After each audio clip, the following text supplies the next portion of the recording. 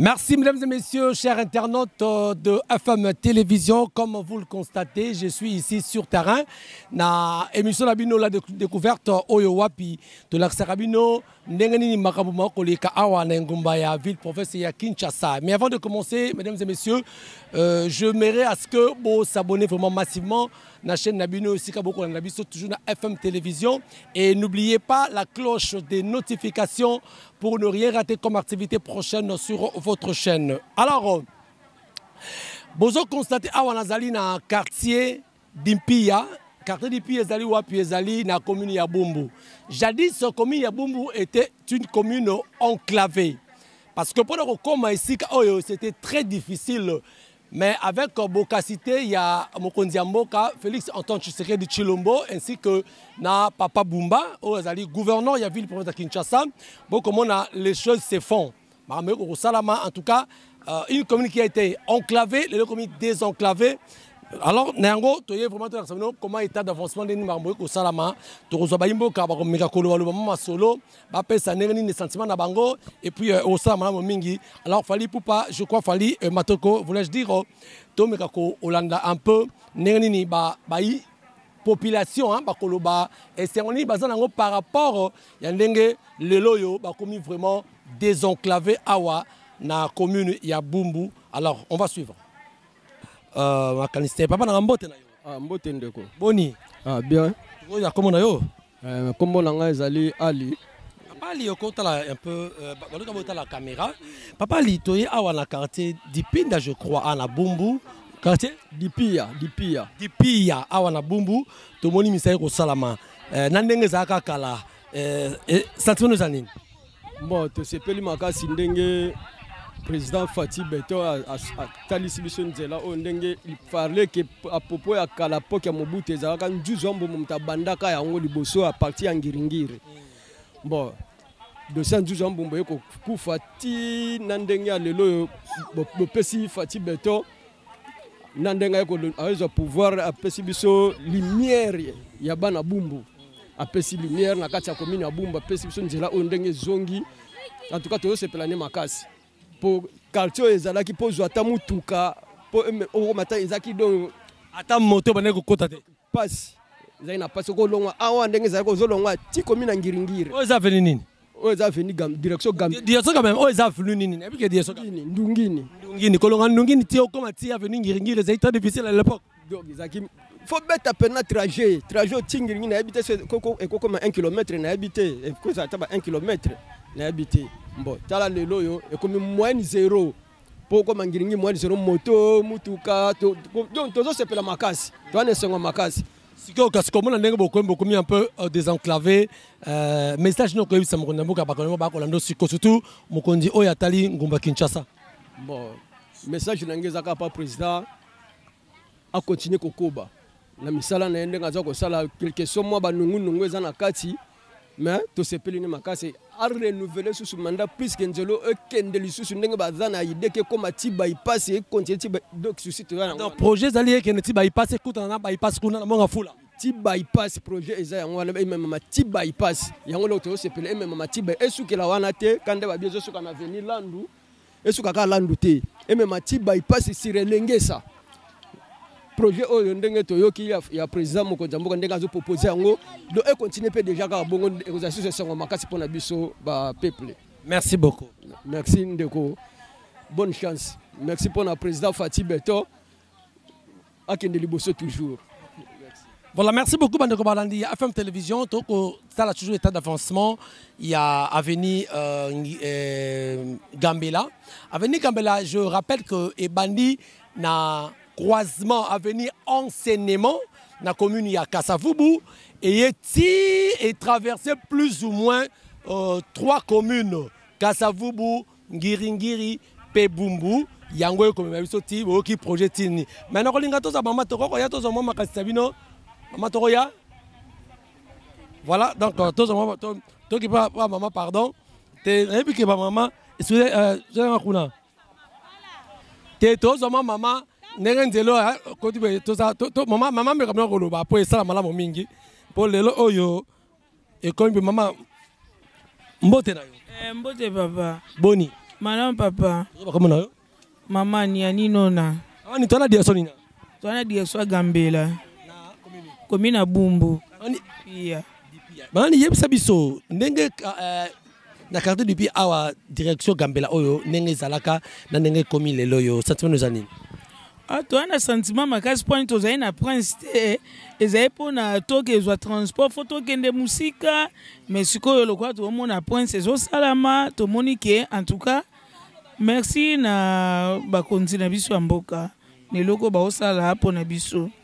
Kasi lelo komi kalezalaka poko ma awa okende ti tamsusu ngiri zaki passe e fungwami lelo to mona banda kupiko mata ko to yela ote banda ko mbatandeni bon prince nemte maitsandako ndeko makolela bi ba mesa bandako bosko so banda ko matanda on to tika enclavé pona banda ko matate donc basa la prince te po banda ko zala na priya se ana raison te ana raison te faut basa la prince biso na toza na visibilité.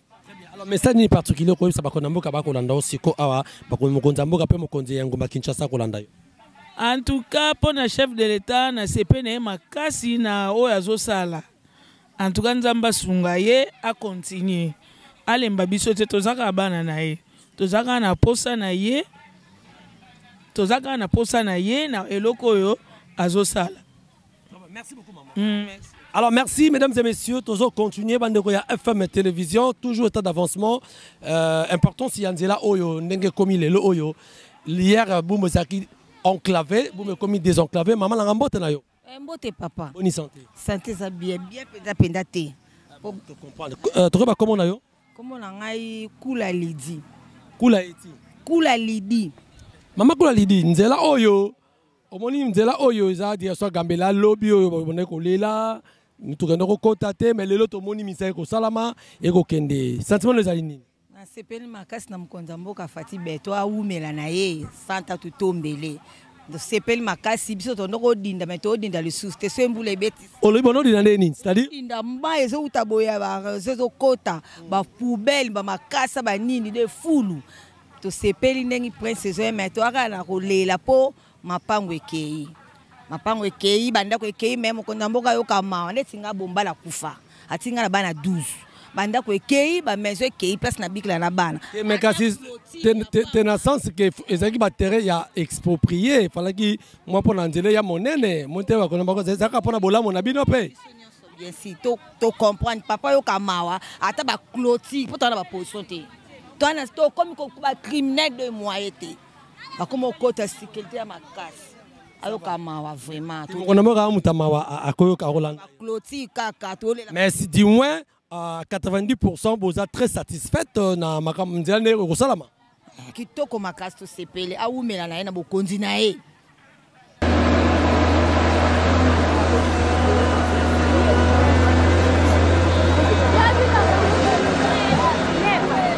Voilà, merci. Tous on continuer. To maman abisa mbote maman. Mbote papa. Toba comment na yo?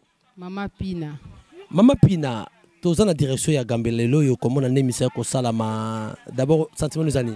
Sentiment ngeza kitoko pe lengi papa seli biso malamu to komi na facilité ya transport mais tozo lela kaka nde papa babuki biso boye to komi na sécurité bazo kotela biso pona ni mapango ekomi polele ne fiske papa yo ke la biso ata mawata clôture pamba atiela biso bana ye so ati biso clôture to koza ata bien polele boye vraiment moyen ezate donc bazo kota bazo yiba bazo buka ekomi shida miyibi na ba criminel koto to pe masute polele eleki makasi te bakonza mboka je crois bako tala yango et kosala malamu mingi donc mais du moins o ezaki koto mo babe yango zone ya a exproprier fallait ko commissaire nzela monene et avait pour avantage na bino omona te eza pour avantage na biso to sepeli on to senga yo kande mawa to sengi ya kosenga to sengi papa bana yo ka mawa ta clôture.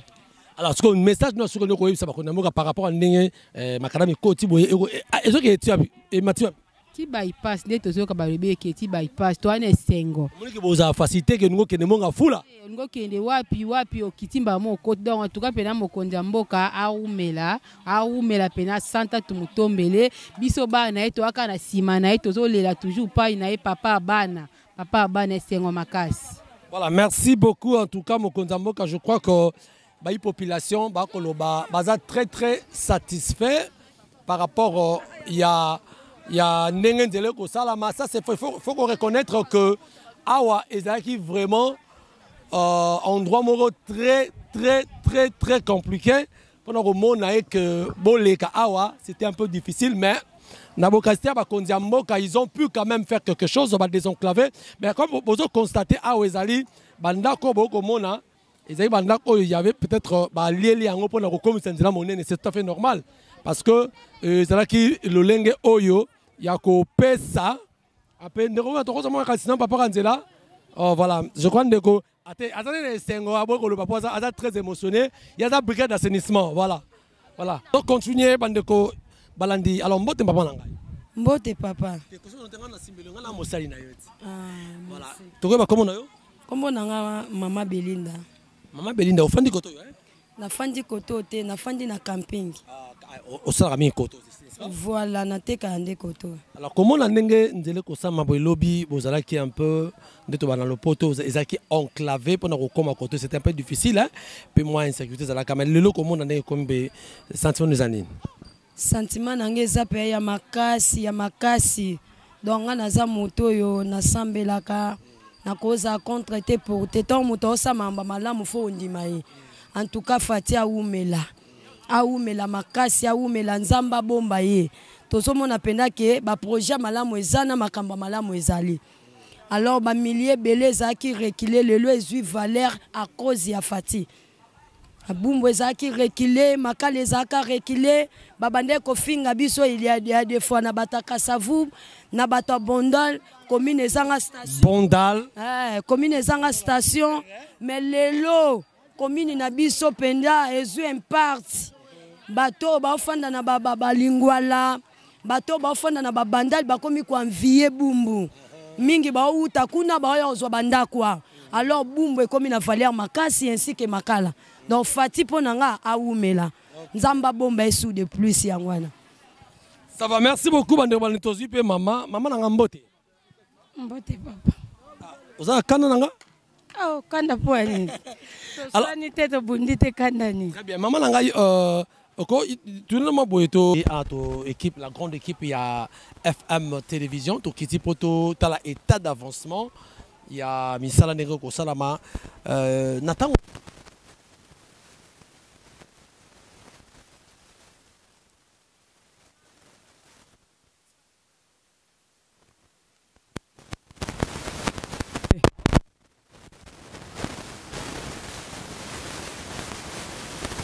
Fati Azui à Otia Prince, vraiment Longonia. Non, c'est mon prince béton.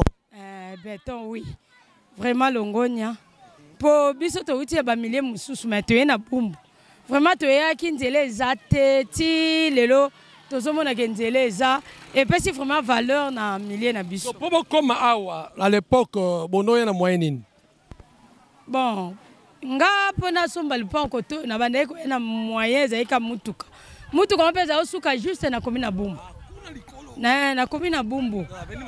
Mafuta oui. Bon na bande ko yana ndeto ya to sukela wana ponga utingir na yeboy. De to za na bumbu to sukela na to bando yeboy makolo. Maintenant basali shaba en tout cas to apprécier ki yango. Pour comme yo bimimba la moko gambela ozui transport. Mais na initiative ezwa mi ya sala biso gambela. Pour to zo na nelenge sa to za na prince DG Salamaki et puis initiative ça mis sous na gambela. Donc to comme vraiment n'avancement moi makasi. Est-ce qu'on dit mara que ba ko avancer le petit côté ba ko mabe bo miso ba ndoka sa projet ne ko sura la venir ngiringiri kula. Baba projet zo sala meze le rale le teza kala. Yo ndima ke ko mati koto. Bon na boye na ndima ité. Mais nande au monde en vraiment en tout cas to sepeli makasi. Voilà, merci beaucoup bande ko balandi FM Télévision tozo continuer ko za toujours ba imboka ndeko mbotana ndeko boni. Bien papa. Toko ba comment na? Comment nga Cheche Malabisa. Papa Cheche Tchernobyl.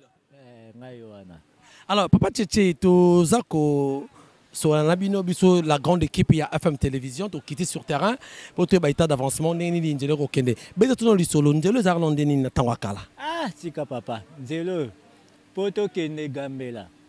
Il faut que makolo ya marché wa wenza gambela. Makolo to bimi na shaba.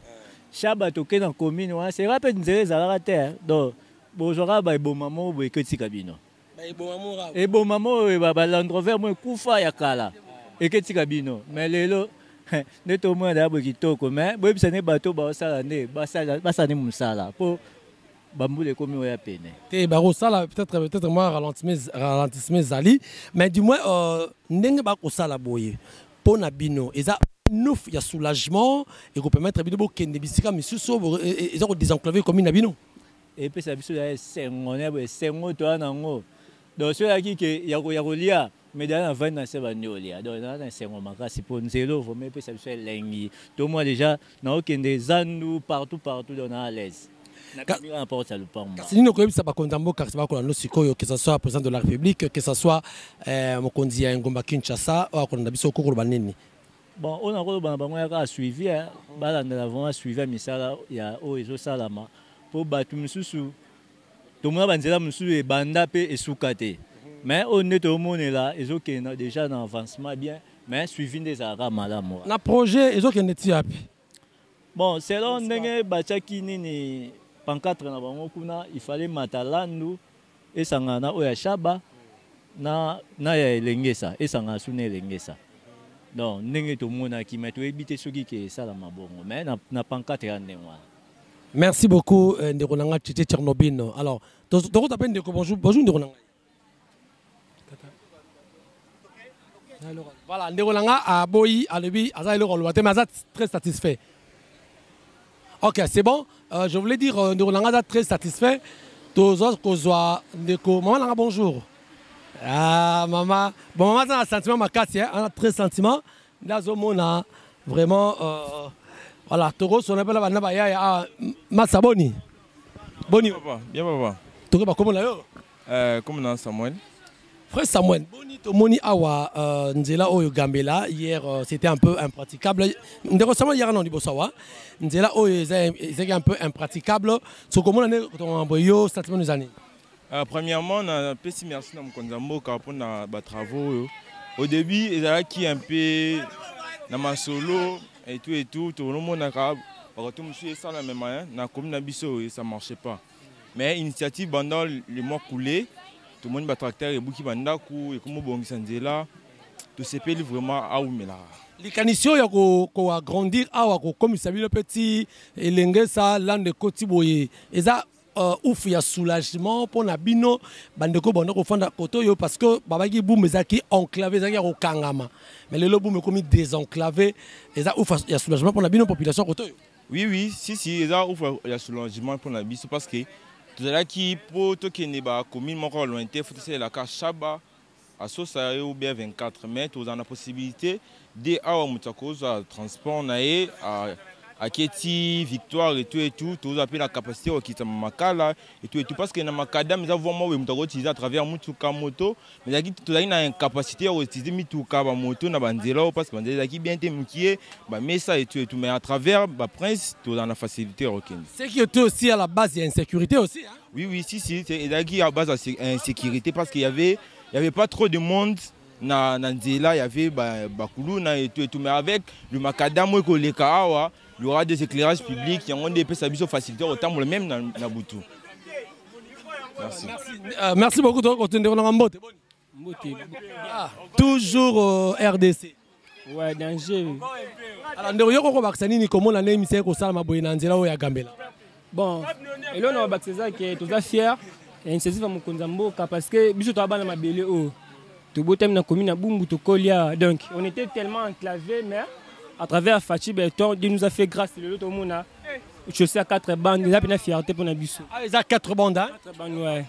Ouais donc on appelle pas numéro 1 donc Chaba chaussé à 2 bandes, la chose à 2 bandes mais biso Gambela, toujours vraiment mon c'est une grande voix donc tu as peine fier donc coup de chapeau à lui son excellence monsieur le président Fatih Beton donc à Oumela. Merci beaucoup. Merci beaucoup. Tous on continuer Mbote boni. Bien. Ah, toute joyeuse hein? Naza kuna kanda na 50 oteka bien ten. Temba yo kasi ba Kondambo balingi po bozala malamu ba fongoli bino nzela oyo lobi ezala kite comment et permettre bino bozala accessible na bisika ebele yo pona yo ezala sengo mingi. ezali esenga mais soki tozangi mposa kolala tala nde basali biso boye ata staff bazongisi te babuki biso bandako tina bandako tolala libanda ata bastaff bapesi biso te ata bino mwa papa soki ozoyimbula bandi ya makasi tokolala wapi na bana tokokende wapi biso yokaki se babuki bapesa biso bambongo ndambo apesa eloko te soki tofanda ndenge nini na bana olobi biloko eza libanda basani libanda tozolala libanda mbongo garanti twazongisi biso te kasi basali mpona nzela ekoma monene kasi mpona bino bozala mpe kitoko ti tosepeli mpona nzela me baeloko babebisi nde po bazongisa biso ndambo ya mbongo mpo toluka place ya kovanda eza te yango omoni biso tovanda na babalabala tolala kaka libanda. Mais est-ce que bozalaki averti quand même? Tozalaki averti toyebi nyonso toyebi yango siko me nde bazweli mpenza mabe tala nde babukeli kitoko te ata boulevard. Mais kasi bino botongaka boyibaka babisika ya leta yango nde leta nde azongi na badroit na ye siko mutu ateka yango leta mutu ateka yango biso te leta atekaka biso tosombi siko bango babuki ebele ata omwe ezalaka fo babuka ndambo batika mpe ndambo nyonso eke bakonzi bayoka biso bazongisa biso mbongo ndambo ya bandako na biso mapango na biso babuki bayoka biso place ya kolala eza te bazongisa biso bambongo na suki kaka wana ndeko balandi toza toujours na cadre ya mini enquête reportage oyo toza kolakisa bino l'état d'avancement ya misala ya avenue Gambela awa to avancer vraiment vers l'endroit nde bokomona mais tout le monde balieli ba mapango ya batu. Bon, on va essayer un peu de parler avec ba mama oyo bako sala misala awa mama bafandaka koto yo ba pesa biso pe sentiment na bango pe souci na bango mama na mbote mbote papa na ngai mbote papa to koyeba kombo mama Valérie ofandi sika oyo na vandi lopango na ngai yango mama Valérie okokolo banini ndenge misala ko sala maboya ndenge misala sala mato sepeli ndenge papa osala malamu mais loko boka mabe tango bino bokoti bozwi ba 2,30 m ata 100 francs te bape biso babuki atina ndako tolalaka lutu ene memiango ebukeke toza ko déclarer 2,30 m bango bazwaki po toyibite na 2,30 m bayeba biso comprendre sur na 2,30 m bango bazwi en plus que ndako bango babuki ezaki na nzela te pe na kata lopango ndako bango yango bokotala ngo totiti batol kuna po bana balala nazwaki ingénieur abai nanga tokotonga mais te sikoyo namoni switch moko na bango te réaction bango mpenza te bayi bakotona batongi te réaction mpenza te suka nango siko wapi bapharmacie babuki bitoma tout bamaison tout babuki totaka bongo. Mais en réalité bino boyibaki place ya l'état biso toyeba na nsima ya poto emoso kolandeli yango poto yango yo biso na sima poto. Comment c'est fait boze na sima poto kasi ba ko toucher de bango te ba bi ke ba ozwa 2,30 m to yebi ke na ndenge ba ozwa ba côté mususu ba zo ko remettre ba mwandam mais bango eloko te ba remettre biso l'autre na 2,30 m ba remettre biso l'autre. Merci maman, je crois ba konzi ba ko yokayo ba yokio merci o ba le basuka nini na loba ke en tout cas ba comprendre biso pour te perdre ndako kolala makamyo surtout ekei en tout cas ba comprendre biso na place wana to tika lika ndengwana. Voilà, merci beaucoup. Alors merci Fali Matoko tozo continuer je crois tozo appeler papa na ngai yeyo bala classe bolo ngala s'il vous plaît hein bino papa na ngai yaka un peu awa yakawa mbote papa na mbote to ba komona yo zubi la yoka papa na ngai okokolo banini lelo yo komona nzela oyo ya Gambela oyo ezala vraiment nzela moko ya Sony mitukondo ko komate makambe bele ndoko sama ya mabe en fait mokonda boka bakona boka bazui idée que lelo yo ba désenclaver bumbu na koto yo kokolo banini bon et sali surtout fierté à bumbu de celle là au moins bien tout coup de principal développement na commune par rapport développement ngiringi to lingwala kuna parce que commune se développe par la voie de communication routière commune se développe par la voie de communication routière donc le ko benali ya koto et sali bien mais tetikali kaka neti na kati boye kabola biso suna boye donc wana nde ça na bien bato s'attendre wana donc ça un soulagement pour la population à koto yo vraiment soulagement makasi makasi pour toi qui na bloqué des soulagement na ndenge nini ndoko koloba na ba déplacement kaka pour on déplacer logo comme quelque part il faut banzela zala donc na ndenge wana ke lokwa ba sali pe loko donc vraiment sali sipe na ba ta koto bon bato baza koto bazuma difficulté na ba destruction salami si s'agit moyen moko ezali bako aider bango na manière mosusu quoi. Pour bamsu ba devenir espace na bango. Espace au pe ba somba yango pe na bato. Bon, o bateka yango ba eba un jour mabe ko za nango. Mais ba stokela bango. Bango wana bana ba difficulté pena ya makasi. Alors l'état ko ça moi je sais moi par rapport pour bango pe ba za bien. Ko papa na ngambote. Mbote papa. To ba ko no papa na. Papa Ngaba. Ngaba. Papa Ngaba. Ngaba. Comme Ngaba. Très bien. Papa Ngaba. Ngaba, voilà. Ngaba. Oh, de ça Ngaba. Ok. Voilà, tu as mon corps, tu as peut-être historique nango. Alors, tu as awa toza juste na esika oyo Gambela. Le loyo l'état lobby qui a fongola awa pour na accessibilité zala. Et ça quand même soulagement pour la population kotoyo. Ouais, c'est très bien. Il y a bien. Bien, pour l'Anzela, vraiment, ça va. Et ça, soulagement dans le lengeni. Soulagement parce que tout le monde bypass est saturé déjà. Bypass, ça ne va pas. Nzelo, ceux qui bypass et qui désenclavé, embouteillage. C'est pour l'embouteillage, ça va. Est-ce que mes soucis n'y sont à côté? Soucis na bisonde, biso bata coin, biso le pont angola. Biso la coin à vendre, babuki, bandaku, bambonga bata ba locataire, ba garantie. Na tono vivre le bandaku, na to éviter l'état à raisonner ni pour na nenge babuki parce que tu as dit il faut mal juste na ligne. Si ceux qui l'état sali bongo à récupérer des sika là peut-être bino bo kota bo fanda longtemps ba 10 ans ba 20 ans ba 30 ans bo zo kama sika l'état le roi l'état ngazo ça va comme on nzela azui limite à partir liboso yango na pe moni nde sali boy te bongo l'état tango biso to somba l'état la ki tant to somba to tonga l'état la ki l'état la ki donc l'état wana yango ka lelo ka il y a les londes comme tu as compensé parce que oh là parce que l'état bazo ka bambongo mikanda makamtu yali mutayi bata ni no ça ba kondamboka ba kolando siko biso ça ba kondamboka ba tala pe souci à peuple à petit peuple parce que c'est intérêt national mais biso pe tout ça ka intérêt wana mais tout ça ce qu'on a passé par rapport il y a baninga musuba na ba parcelle à simakuna pour biso ba buki so ba maison ba effort to salara lelo to ko asu to ngangote to ko asu ko sala ngote et maintenant quand ça mbongo bana wa futa ba classe ba l'école quoi toujours ça ba provision nango siko passe koti passe vraiment makasi. Voilà, merci beaucoup papa Ngaba to na nengo pesi so makalisi na vraiment souci na pe je crois ba konamboka ba yokio bino boza pour na peuple ba bazali pe pour bino za pour na bango pour baza pour la bino to ça début sinon so to ça le comme merci beaucoup je crois et yokani ba kolanda.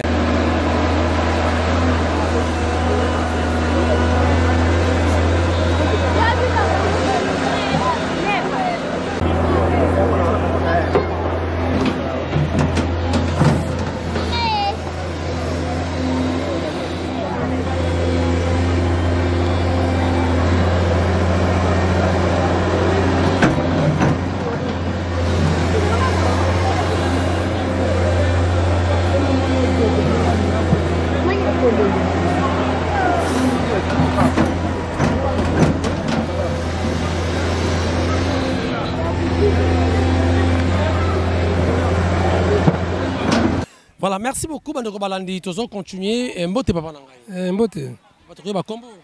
Je m'appelle Comte Mpasi Lévi. Papa Lévi, Tomoni Misale Kosalama Awa na direction ya Gambela na commune ya Bumbu. Autrefois, Bumbu Awa Koto Zaki vraiment enclavé. Mais le commune désenclavé na Bokassi à Kondiambo Kabakosala. Mais sentiment ni comment on a né Misale Kosalama. Moussa les a bien, mais ils sont en train de travailler d'une façon de désordre. C'est comment? D'une façon de désordre parce qu'ils sont venus démolir. Bon, ils ont démoli les maisons commerciales. Ils sont arrivés même dans les fins fonds de mes locataires. Mais vous êtes concerné? Mais c'est ma parcelle que vous voyez ici. C'est ma parcelle. J'ai des enfants qui étudient à l'université, l'autre à l'ISTA, l'autre au campus, l'autre à l'IPEN. Ces maisons-là, c'est ça qui m'aide de payer leur minéval. Les syllabes, c'est qu'on sort. Ils sont arrivés, ils ont détruit tout, nous sommes partis. Mais l'État n'a fait que récupérer son espace 2 mètres. Il a récupérer son espace parce que si vous voyez dans le fin fond là-bas, l'espace, vous voyez, il y a un espace. Maintenant, sur la rue, mais la parcelle, derrière là, vous trouverez les mines qui sont cassées, des pierres là, qui sont entrées dans le fin fond de la maison. Et il y a des congélateurs, des frigos. Hein? Est-ce que vous avez été averti avant de faire ça? On nous a avertis 4 jours après la démolition. On accepte. Parce qu'ils avaient dit que la démolition, ils vont suivre l'espace de l'État. Mais ils n'ont pas suivi l'espace de l'État. Ils n'ont pas suivi des consignes. Quelles consignes? Ils n'ont pas respecté les consignes parce qu'ils ont démoli jusqu'à dans les fins fonds des maisons d'habitation. Quand vous arrivez là-bas, vous trouverez tous les congélateurs qu'on sort dehors. Nous dormons dehors. Ce n'est pas ça qu'on les avait demandé de venir. Avant de démolir, vous allez signifier, vous allez demander l'inventaire de voir ce qu'on va démolir. Pas. Ils ont démoli en désordre. Alors maintenant, qu'est-ce que vous dites aux autorités qui vous suivent en ce net moment? Mais je n'ai rien à dire parce que moi, avec mon âge 81 ans, je suis engagé aux cliniques universitaires depuis 69. J'avance vers la retraite. Les enfants à qui moi je peux le minerval, ça provient des maisons. Maintenant, les maisons sont démolies. Je suis maintenant dans le fin fond de la souffrance. Les autorités, est-ce que moi je les connais? C'est vous qui va me guider, il faut trouver les autorités. Maintenant, les enfants, pas moyen d'étudier les syllabus, pas moyen de payer moi-même pour aller au service, aux cliniques universitaires, pour arriver chez moi. Il faut 5 000 francs aller et retour. Quand j'arrive là-bas vers le 12, il faut que je mange. J'ai 81 ans, vous venez de démolir, vous m'envoyez à la mort. 81, il me reste combien de années? J'allais me faire 4 à 5 ans, mais je dois mourir sitôt parce que je ne mange pas. Vous allez faire un siècle, 100 ans. Mais oui, mais maintenant vous m'envoyez à la mort. Non, pas à la mort, vous n'allez pas mourir. C'est pas bien. Demandez à cette autorité qui vous a envoyé d'envoyer des experts pour venir faire l'inspection, de voir ce qu'on a démoli et ce qu'ils pouvaient faire pour laisser. Quand on démolit, il y a des endroits qu'on laisse. Non? Oui, vous êtes en train de nous écouter. Hein? Je vous remercie beaucoup parce que j'attendais toujours votre présence pour que je puisse m'exprimer. Merci beaucoup. Les autorités doivent comprendre, surtout les conseillers et les députés, ils nous ont abandonnés parce qu'ils ont eu les postes et ils ont les moyens. Maintenant, ils s'en fichent de nous, mais il y aura aussi l'élection. Nous les attendons. Il y aura aussi les élections, même municipales, même nationales, ils viendront ici. Très bien, merci beaucoup, Papa Lévy. Je vous remercie infiniment, mais avec beaucoup de regrets. Hein. Avec beaucoup de regrets, avec mon âge avancé, je n'ai pas de possibilité pour vivre. Nous sommes en train de dormir dehors. Et mes enfants me seront maintenant chassés à l'école. Hein. Moi, je crois que les autorités vous ont entendu, tel que vous avez dit là. Voyons la suite, peut-être, comme elles sont en train de suivre, la suite sera peut-être bonne. OK? C'est bien, mais je m'adresse plus particulièrement aux députés et les conseillers communaux. Ils viennent nous mentir ici et quand ils reçoivent les postes, ils nous abandonnent. Très bien, merci beaucoup. Ok, merci. Bandeko balandi FM télévision bino bozo mona bozo tambola sir avenue Gambelawa touti na avenue Mafuta bino bomonaki alors que tozo kita vers avenue Ngiringiri alors to l'équipe avenue Mukoso to comme avenue Mukoso bino bozo mona alors non zaki wenze ya wenza muselu okara wenza muselu zaki alors mais bino bozo mona pas etikali vide baosala makadam ezomata avenue Lando donc azali wenza muselu tokomi na avenue petit bino bozomona baveni yango ndenge nini ekomeli donc nyonso ezalaki na wenze nyonso ezalaki wenze mais bino bozomona dernièrement tolakisaki bino bomonaki awa ndenge baosala misala meta ndenge ekomi donc naza sir bozomona ndenge direction ya Gambela ekomi donc tolingi bina bomona pena totambola nzela bomona nzela ndenge nini ekomeli po balobi TV eza radio te nous bozomona oyo ezali avenue petit yango oyo cabine petit yango wana donc bana bumba ibi déjà place na komia donc tozokita vers kibunda donc c'est nyonso bino quand même bozomona ndenge direction ya Gambela ekomeli en tout cas félicitations na mokonzi mboka. Donc, Fachi Béton, tout l'accès, Aroudasi Bati Macadam, place au beau, tout combien, j'espère que nous avons tomatis comme Macadam, donc béton à béton. donc batie béton donc moi na bumbu vient na poto na ba pays mususu en Afrique partout dans le monde soko komana no kinité joroya papa tuna a ezali bima ozomona bino église ya bima donc talent zanenge fungwa mi do batie 4 bandes donc ça 2 bandes bino bozomona nzela ndenge komeli en tout cas félicitations na mokonzi mboka na gouvernement na yo bazo travailler donc esili boité bon on reçoit ba image partout on rotambola bon mona loyi bozwa nzela makala ndenge ne komeli donc en tout cas mais nzela on a fungwa mité bon ça na misala biso tema toza presse nde to koti kaka po to jeune image bo mona ndenge nini misala ezo salama donc to koma tout près à venir ngiringir to komi na venir ngiringir ainsi bozomona à venir ngiringir yango yo donc musala vraiment kitoko.